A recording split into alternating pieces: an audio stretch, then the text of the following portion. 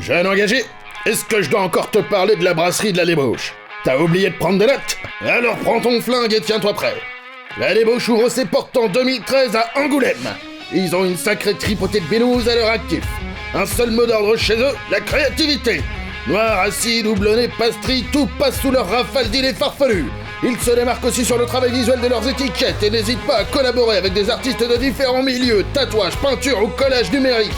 Si tu passes par chez eux, il y a même une taproom pour déguster au beau milieu de leur brewhouse de 50 hectolitres, soldats. Maintenant parlons de l'une de leurs masterpieces.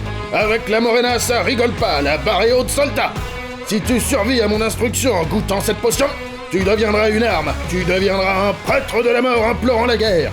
C'est un Russian Imperial Stout, c'est la darkness as fuck dans ton godet.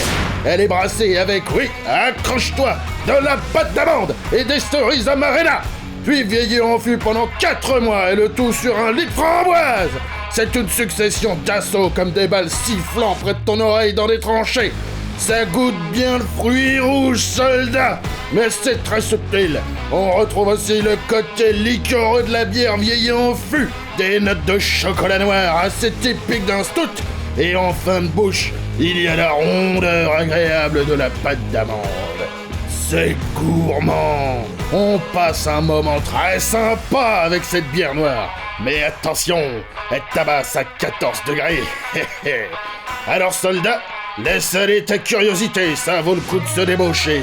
Et rince ton verre, t'as réussi, tu peux mourir dignement. Repos.